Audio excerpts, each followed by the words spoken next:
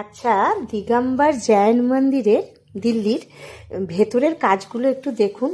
কি সুন্দর, কি মিনেকারি কাজ, আর অপূর্ব লাগছে জানেন। ভেতরে সেই লাইট জ্বলছে, প্রত্যেকটা কাজের ফাঁকে ফাঁকে কি সুন্দর দেখুন লাইট জ্বলছে।